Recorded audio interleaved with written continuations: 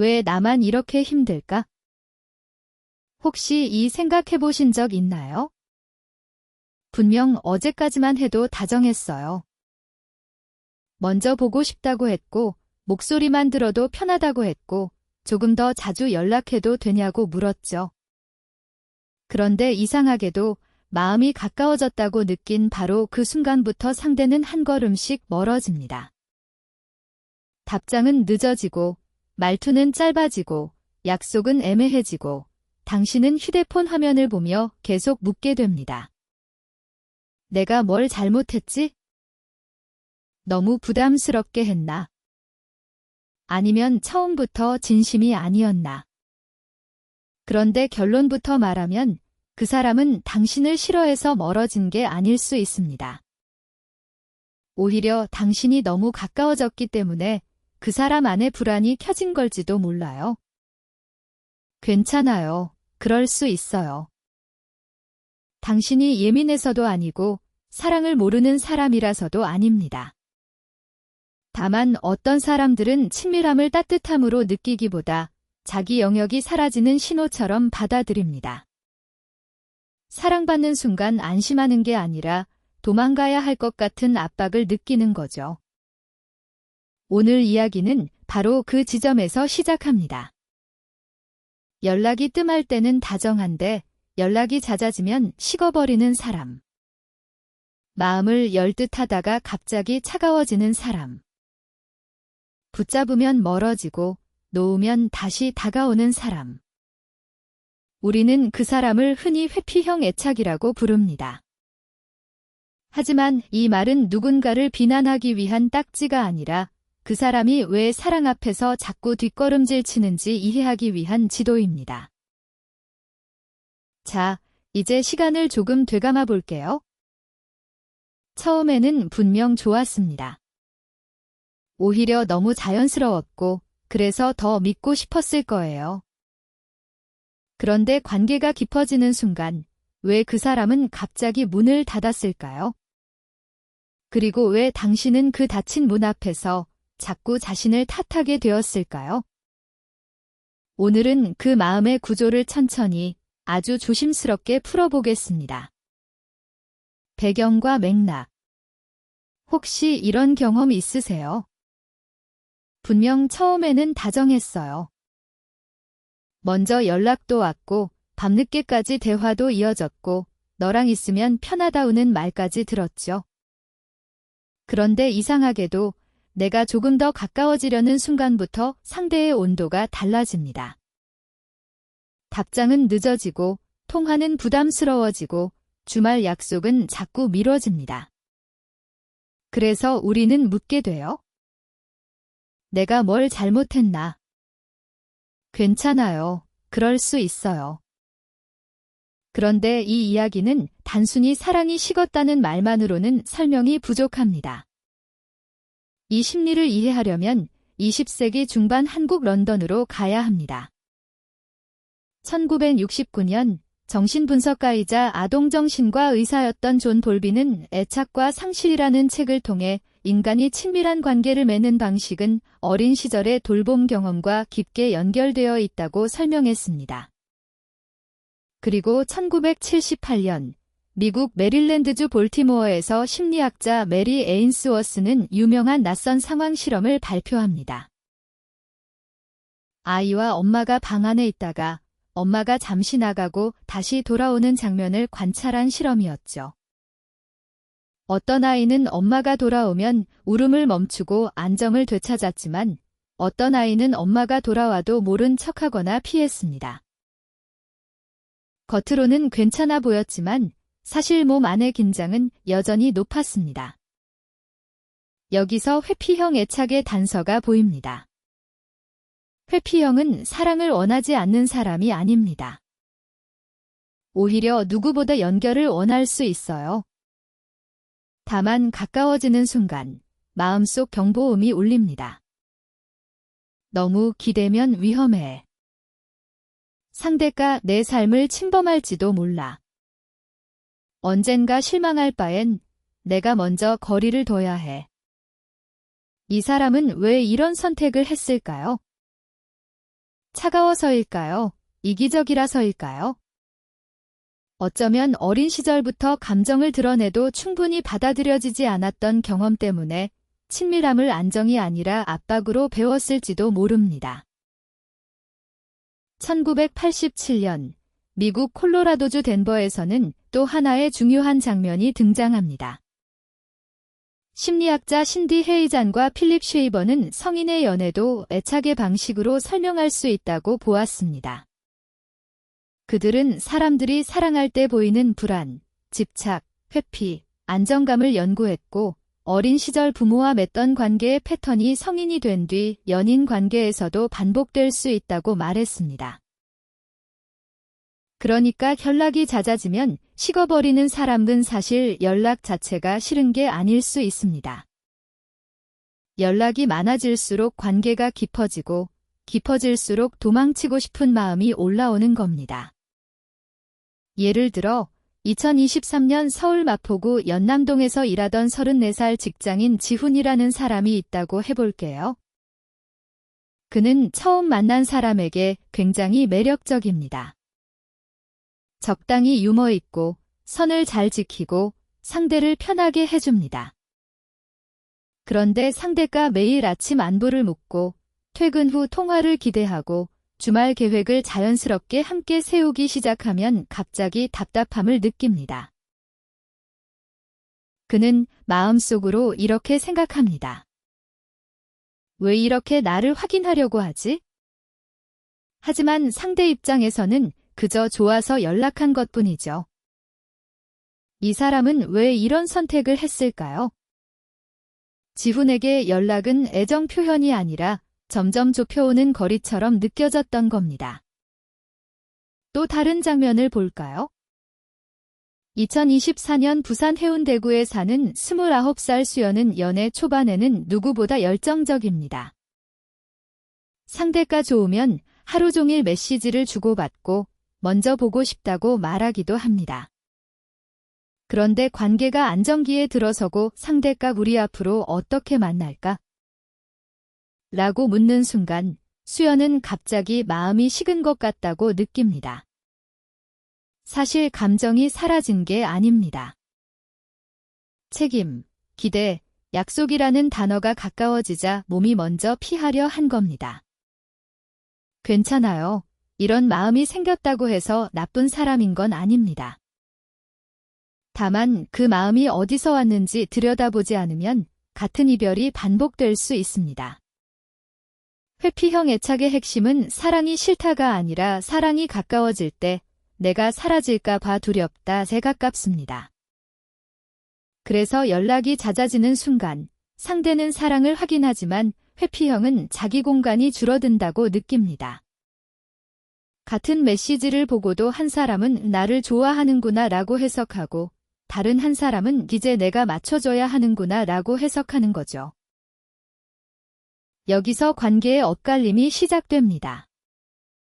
그래서 오늘 이야기의 배경은 단순한 연애 문제가 아닙니다. 런던의 존 볼비, 볼티모어의 메리 에인스워스, 덴버의 신디 헤이잔과 필립 쉐이버가 이어온 애착 연구 위에 지금 서울과 부산의 평범한 연애가 겹쳐져 있습니다. 누군가는 연락이 사랑이라고 느끼고 누군가는 연락이 부담이라고 느낍니다. 누군가는 가까워지고 싶어서 메시지를 보내고 누군가는 가까워질까 봐 답장을 늦춥니다. 그렇다면 정말 중요한 질문은 이것입니다. 연락이 잦아질 때 식어버리는 그 사람의 마음속에서는 대체 어떤 일이 벌어지고 있었을까요? 반전과 전개. 그런데 아무도 예상 못한 일이 벌어집니다. 연락이 뜸해지면 마음이 식는 게 아니라 오히려 연락이 잦아질수록 마음이 식어버리는 사람들이 있다는 거예요. 혹시 이런 경험 있으세요? 처음에는 분명히 좋았어요. 밤늦게까지 대화가 이어지고 상대의 이름만 떠도 괜히 미소가 나고 잘 잤어. 한마디에 하루가 부드럽게 시작됐죠.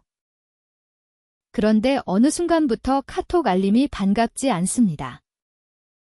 답장을 해야 하는데 손이 안 가요.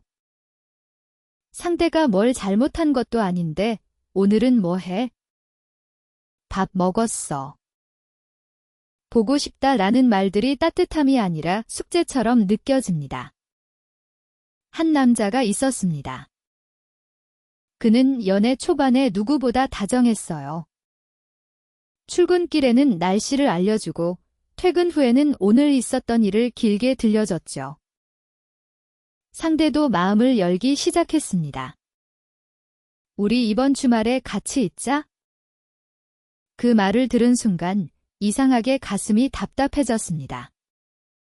좋아서 시작한 관계인데 갑자기 벽이 생긴 것 같았어요. 그는 바쁘다는 핑계를 대고 약속을 미뤘습니다. 그리고 혼자 생각합니다. 내가 마음이 식었나? 하지만 진짜 반전은 여기 있습니다. 그는 식은 게 아니라 무서워진 거였습니다.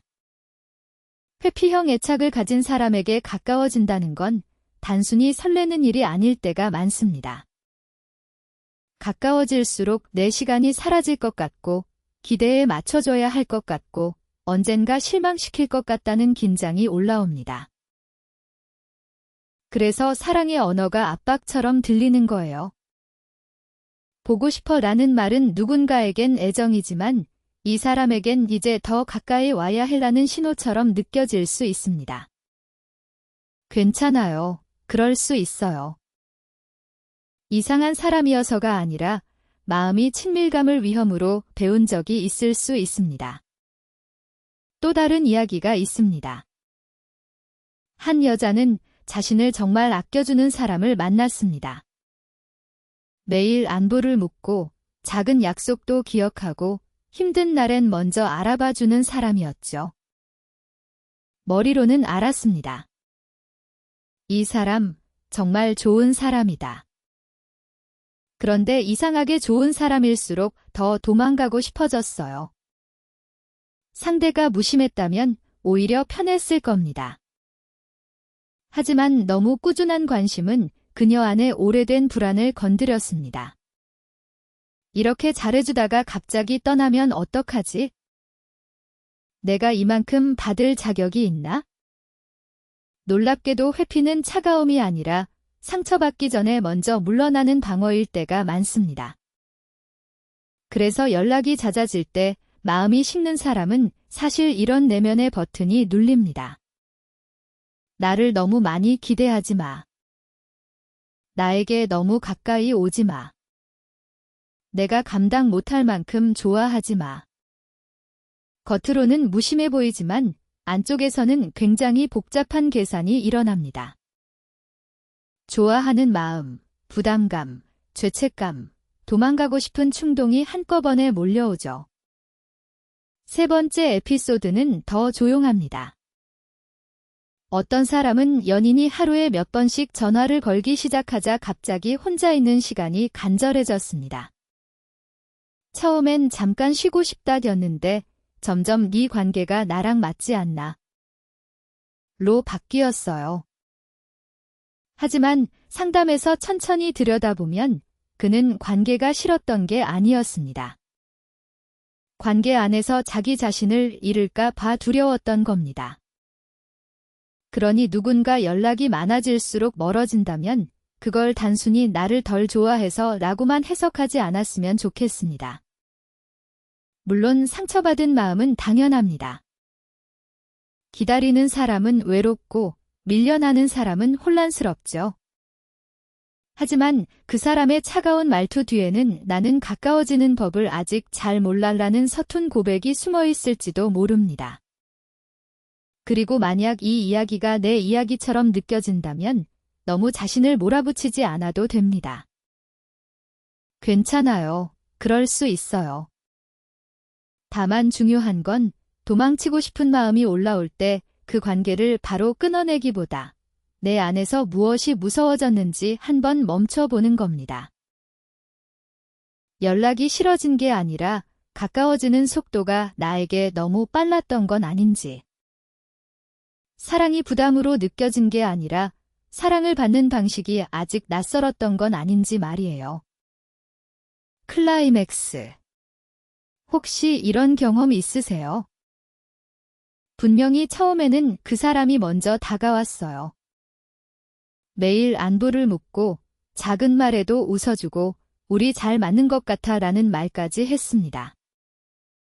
그런데 이상하게도 관계가 안정되기 시작하는 순간, 연락이 자연스러워지는 순간, 오히려 그 사람의 온도가 내려갑니다. 처음엔 내가 뭘 잘못했나 싶죠.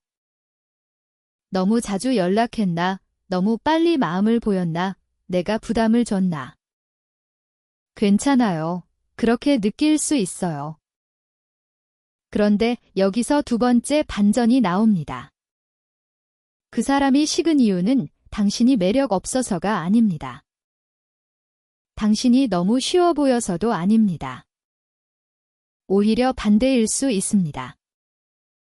그 사람은 가까워지는 순간 사랑을 느끼는 게 아니라 위험을 느낍니다. 한 사람이 있었습니다. 처음에는 정말 다정했어요. 아침마다 잘 잤어? 라고 묻고 바쁜 중에도 사진을 보내고 상대가 아프면 약까지 챙겨주던 사람이었습니다. 그런데 상대가 그 따뜻함을 믿고 조금 더 자주 연락하기 시작하자 갑자기 답장이 늦어졌습니다. 이유를 물으면 요즘 좀 피곤해서 혼자 있고 싶어서 너무 깊어지는 게 부담돼라고 했죠. 겉으로 보면 변덕처럼 보입니다. 하지만 그 사람 안에서는 아주 오래된 경보가 울리고 있었습니다. 이제 기대해도 되는 걸까? 가 아니라 이제 실망시키면 어떡하지? 이 사람이 나를 더 원하면 어떡하지? 내가 감당 못할 만큼 가까워지면 어떡하지? 결국 진짜 이유는 이것이었습니다. 회피형 애착을 가진 사람은 사랑이 싫은 게 아니라 사랑 안에서 요구받는 자신을 견디기 어려운 겁니다. 누군가가 자신을 좋아해 줄수록 기쁘기보다 불안해집니다. 왜냐하면 그 순간부터 사랑은 선물이 아니라 과제가 되기 때문입니다. 답장을 해야 하고, 감정을 설명해야 하고, 서운함을 달래야 하고, 기대에 맞는 사람이 되어야 한다고 느낍니다. 그리고 더 깊은 곳에는 이런 믿음이 숨어 있습니다. 나는 결국 누군가를 만족시킬 수 없어. 가까이 오면 내 부족함이 들킬 거야. 처음엔 좋아해도 결국 나에게 실망할 거야. 그래서 연락이 잦아질수록 마음이 식는 것처럼 보입니다. 하지만 실제로는 마음이 식은 게 아니라 몸이 도망갈 준비를 하는 겁니다. 친밀함을 편안함으로 배우지 못한 사람에게 자주 오는 연락은 사랑의 신호가 아니라 침범의 신호처럼 느껴질 수 있습니다. 나를 보고 싶어 하는구나가 아니라 이제 내가 책임져야 하는구나로 번역됩니다. 참 안타깝죠? 상대는 사랑해서 연락했는데 그 사람은 그 연락을 부담으로 해석합니다. 상대는 가까워지고 싶어서 마음을 열었는데 그 사람은 가까워지는 순간 자기 방어벽을 올립니다. 그래서 회피형의 가장 차가운 말은 사실 가장 두려운 마음에서 나올 때가 많습니다. 난 원래 혼자가 편해. 이 말에 속드는 때로 이렇습니다. 누군가와 함께 있다가 내가 망가지는 게 무서워. 내가 부족한 사람이라는 걸 들키기 전에 물러나고 싶어. 그러니 당신이 해야 할 일은 그 사람의 침묵을 모두 당신 탓으로 돌리지 않는 겁니다. 물론 아프죠. 기다리는 사람은 늘 더 많이 다칩니다. 하지만 기억하세요. 당신의 따뜻함이 틀린 게 아닙니다. 당신의 연락이 사랑받을 자격을 망친 게 아닙니다. 다만 그 사람 안에는 사랑을 받아들이는 통로가 아직 좁고 가까움에 익숙해지는 속도가 아주 느릴 수 있습니다. 그리고 이 지점에서 가장 중요한 질문이 남습니다. 그 사람이 왜 그런지 이해하는 것과 내가 계속 상처받아도 되는 것은 완전히 다른 문제입니다. 이해는 할 수 있어요. 괜찮아요. 그럴 수 있어요. 하지만 이해한다고 해서 내 마음을 끝없이 대기실에 세워둘 필요는 없습니다. 진짜 사랑은 누군가를 쫓아가서 설득하는 일이 아니라 서로의 속도를 말할 수 있는 관계입니다. 나는 가까워지면 불안해져라고 말할 수 있는 사람. 나는 연락이 끊기면 힘들어라고 말할 수 있는 사람. 그리고 그 말을 들은 뒤 둘 다 조금씩 조율하려는 사람. 회피형의 마음속 진짜 싸움은 당신과의 싸움이 아닙니다. 가까워지고 싶은 마음과 가까워지면 무너질 것 같은 두려움 사이의 싸움입니다. 그리고 당신의 진짜 싸움도 그 사람을 고치는 것이 아니라 그 불안한 거리 속에서 나 자신을 잃지 않는 것입니다. 마무리. 혹시 이런 경험 있으세요? 분명 처음엔 마음이 있었는데 연락이 잦아지고 관계가 가까워질수록 갑자기 부담스럽고 답장을 미루고 싶어지고 혼자 있고 싶어지는 순간이요. 괜찮아요. 그럴 수 있어요. 그건 사랑이 없어서가 아니라 가까움이 안전하게 느껴지는 법을 아직 충분히 배우지 못했기 때문일 수 있습니다. 오늘의 나를 보면 어쩌면 누군가를 밀어낸 기억보다 더 먼저 봐야 할 건 나는 언제 불안해졌을까? 라는 질문일지도 몰라요. 회피형 애착은 차가운 사람이 되는 것이 아니라 상처받지 않으려고 너무 일찍 문을 닫아버리는 마음의 습관에 가깝습니다. 그러니 오늘부터는 자신을 비난하기보다 내가 도망치고 싶어지는 순간을 조용히 알아차려 주세요. 다음 편에서는 회피형에게 끌리는 사람들의 심리와 반복되는 관계 패턴을 함께 살펴보겠습니다. 댓글로 나는 가까워질 때 어떤 순간에 가장 부담을 느끼는지 알려주세요. 이 이야기가 필요했던 분이라면 구독하고 다음 심야 상담에서도 함께 해주세요. 한국상담심리학회 https://크르크퍼 국가정신건강정보 포털 https://www 멘탈헬스 AP 사이칼러지 토픽스 https://www org 토픽스 설명란에는 참고자료와 관계 점검 체크리스트 링크를 함께 남겨두겠습니다.